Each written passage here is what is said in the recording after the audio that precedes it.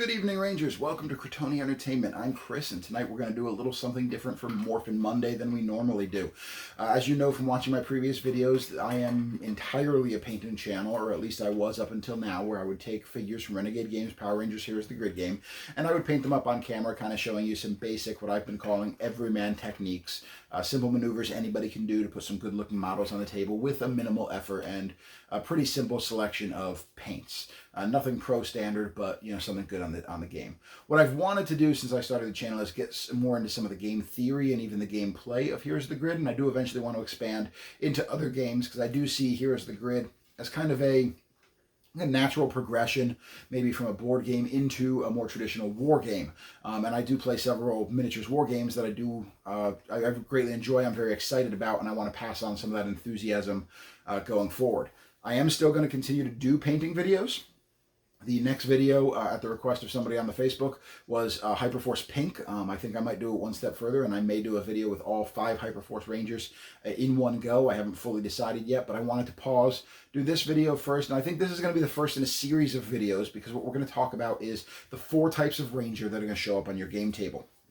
Now, obviously, when you're dealing with Power Rangers, you're dealing with a lot of colors and a lot of powers, and you've usually got 5 in a team. But really, I think the game can be broken down into 4 major type of Rangers. And what's important to remember is that no Ranger really, and I'm sure there's an exception, but no Ranger really is one category of Ranger. Almost every Ranger is going to have aspects of multiple different kinds of Ranger, and these are just kind of the 4 kinds of Rangers as I have identified them. You may disagree with me, you may agree with me, you may find somebody who says I'm completely wrong and they have their own theory on this game, and guess what? That's 100% okay. This game is our game. We get to play it the way we want to play it. And I found that when I construct a team, if I think of Rangers in this way, I've been pretty successful in constructing teams when I play with my family and I play with some of my friends. Going forward, this is kind of how I'm going to think, and hopefully you get some good ideas out of this and we can move forward. So today we're just going to do an overview of the 4 major types of Rangers, kind of touch base on them a little bit, and in future videos we're going to go more in depth and break down a little more of what they really mean and what Rangers kind of fit what categories and what our criteria are for classing a Ranger. Because again, you're not going to have one Ranger fit one category. They're probably going to have aspects of 2, 3, or even all 4 categories built into them, and it's just a question of where are they most predominant, where's their biggest strength. So the 4 types of Rangers, getting right into it, let's get going with the Battery Ranger. This Ranger is very, very simple in its execution and concept. This Ranger creates energy. Alpha 5 has some cards that do this in the form of Energize. Andros has Let's Rocket, which is going to provide a variable amount of energy to the team, and then has the added bonus of letting another Ranger play a card. Team Tactics from Mighty Morphin Red Jason has this, and obviously some of the more blatantly obvious ones would be like the Pterodactyl Dinosaur, which jumps in and immediately gives you 2 energy to the team. If that's not just anything but a battery, I don't know what is. So that Zord would be 100% battery. So when we start to analyze Mighty Morphin Pink down the road, we're going to look at that Zord and we're going to say, okay, there's a pip in the battery column for this particular Zord, or for this particular Ranger. What else does this Ranger fall under? So that's probably the most simple category to talk about. The battery adds energy. The second category of Ranger is going to be the Healer. This Ranger you don't see as much of. You're starting to see a few more of them. Some of the newer Rangers have some aspects of this, but the Healer is a Ranger that literally heals other Rangers. And what are we talking about when we say heals? Well, in this game, as you know, your life force is kind of defined by your deck. And the more cards you discard, the less life force you're going to have as you take damage. So what the Healer is going to do is the Healer is going to specialize in returning some of that life force to play. So a good quintessential example that really kind of showcases this would be the Triceratops Dinosaur. You're going to see a theme here. I've got all the Mighty Morphin Zords built into here, and they all kind of fit one of these categories or another. But the Mighty Morphin Dinosaur absolutely falls into the category of a healer because it's going to allow a Ranger to take cards out of their discard, put them back in their deck. So Healer Rangers basically return discard piles back to decks. The third type of Ranger group is the really kind of nebulous one. This could be classified as any number of things. In fact, there are a lot of cards that overlap into this. It's going to be the Support Ranger. Support is going to kind of be a catch-all phrase for, hey, this Ranger does things that are going to enhance another Ranger's hand or enhance another Ranger's card. So again, falling on the vein of the Dinosaurs, the Saber-Tooth Tiger Zord is definitely our support Zord. It's going to exhaust us to let more cards get into our hand, which is going to let us do more things. It's going to enhance our hand. Other ones that could be argued for support almost any of the other dinosaurs could be argued to be a support Zord. You could argue that the Mastodon is a support Zord because it's just going to remove a foot soldier from a location and put it on the tracker. So you could argue that that's just support. It's enhancing the Ranger's hands by removing something. You could also argue that it's a damage Zord. Same thing with the Tyrannosaurus Zord. You could argue that this is a damage Zord because it's going to add dice to an attack. You could also argue that it's a support Zord because it's going to add dice to anybody's attack, and it's going to make anybody's attack that much better. Kind of another more specific support Zord would be the White Tiger Zord. The White Tiger Zord is going to allow another Ranger to play a card after a maneuver is played. So basically, we're stacking a second card effect on top of the maneuver, meaning the White Tiger Zord has supported that card by making that first card played better. We are more likely to play that maneuver card, which I don't know about you guys, but a lot of times I'm looking for opportunities to stop enemy cards before they get to make an action. So a lot of times attacks take priority over maneuvers in my game, but other people may be different. But in this case, with the White Tiger Zord, we may sit there and say, okay, it's worth the time to play this maneuver because now we can play another card on top of it and really enhance its abilities. So that was the third Ranger category. That's going to be the support Ranger. And the fourth and final Ranger category that we're going to get into is going to be the damage Ranger. This is probably the most complicated because it extends far beyond just talking about physically rolling the dice. That's obviously an aspect of it. One of the ways we're going to calculate damage Rangers when we talk about them a little further and we talk about individual Rangers. So we're going to calculate them off of the dice.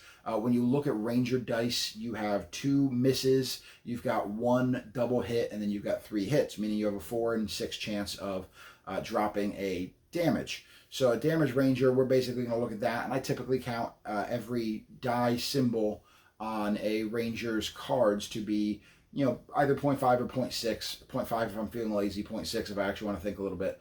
I think of that as, kind of a gradient, and I'm trying to see what Rangers have the highest number at the end of it. So for example, you've got something like the Dragon Dagger, which is going to be a 3-dice attack followed by a second 3-dice attack. I would give that a total score of a 3 on a damage rating. It'd be 0.5 per die on the symbol.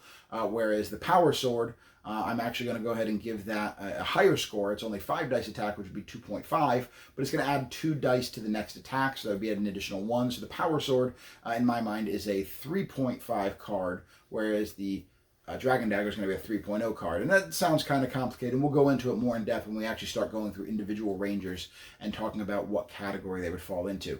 But damage gets a little more tricky because there's a lot to damage. We've already mentioned the Tyrannosaurus Zord. It's going to add 2 dice to somebody. That's arguably a direct damage card because you're adding dice to it. It's also arguably partially a support card. Again, a lot of these things overlap. They don't go together. Already talked about it, the Mastodon Zord. It's going to take a foot soldier off the board, and it's going to send it away. That's obviously going to effectively be damage because it's 1 less figure you're going to have to defeat. And finally, the Dragon Zord is going to let you take existing damage and roll it onto another card of your choice, which leads us into the more interesting part about the Damage Ranger is the multiple types of Damage Ranger. You have the Direct Damage Ranger, you have the Specialty Damage Ranger, and you have the DPS, or the damage per second. Maybe it's not applicable here, but it's a common phrase. You're going to have that type of Ranger, and that Ranger is going to specialize in controlling crowds. It's going to be your Power Axe that's got splash damage. It's going to be your Blade Blaster that you can hit multiple targets with. It's going to be your Dragon Zord card, which lets you take an attack and roll it into another model as well. And a lot of times when you're rolling these into other models, you're also bypassing things like the guard keyword, which makes it a little easier for your direct damage Rangers to do work. Your direct damage Rangers, on the other hand, are going to be exactly what they sound like. They're going to be Rangers that can hit big, and they can hit hard, and they typically hit on a single target.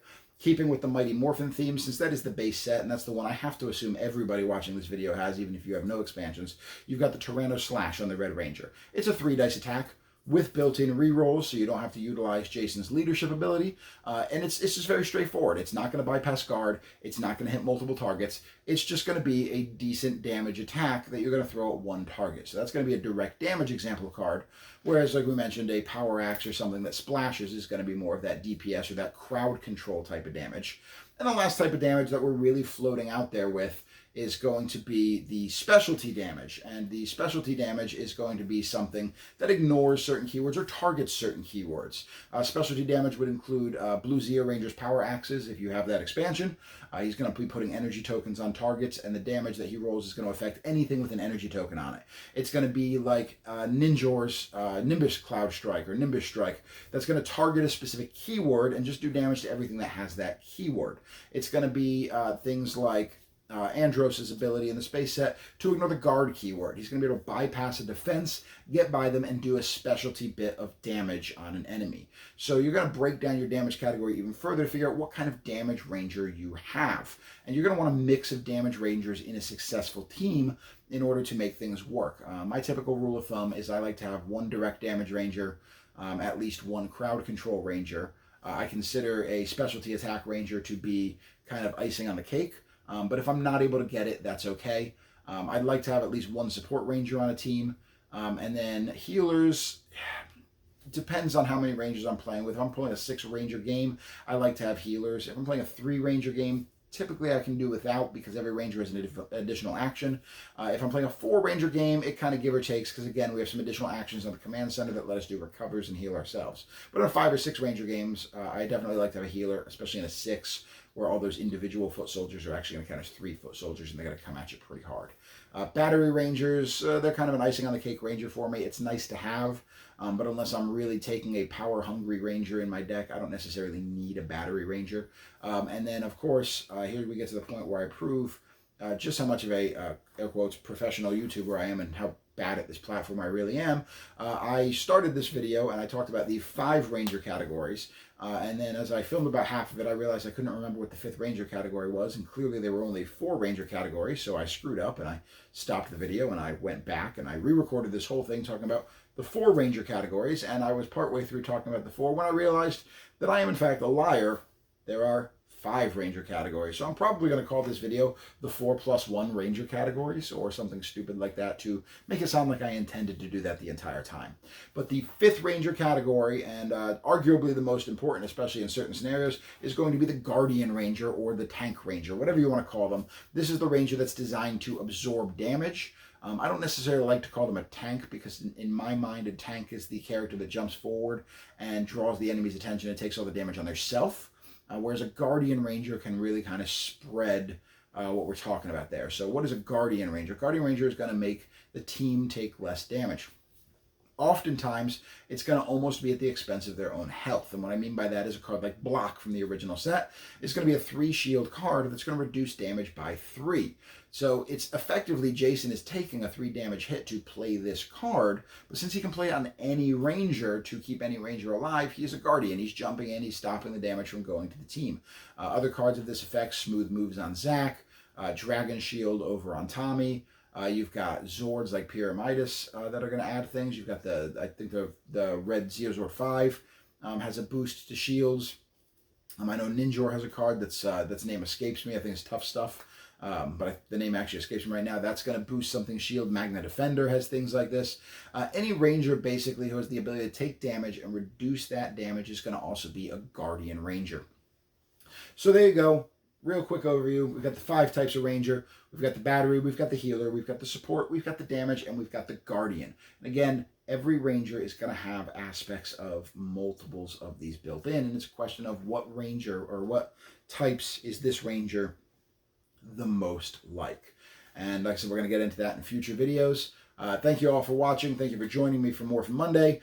Please hit like and subscribe down below. Hit the bell icon if you want notifications. I do hope to continue growing the channel. I know we're not very big right now, and I don't expect we'll get huge. This is a very niche game, but I do absolutely, the ones of you who are subscribed, and even those of you who aren't, who are just watching the videos, I really appreciate you joining me. I appreciate you taking time to watch these videos. I appreciate you being engaged, and I hope I'm able to give you something moderately entertaining. If not entertaining, then at least moderately helpful, and if it's neither of those, well, I probably deserve any bad comments you give me.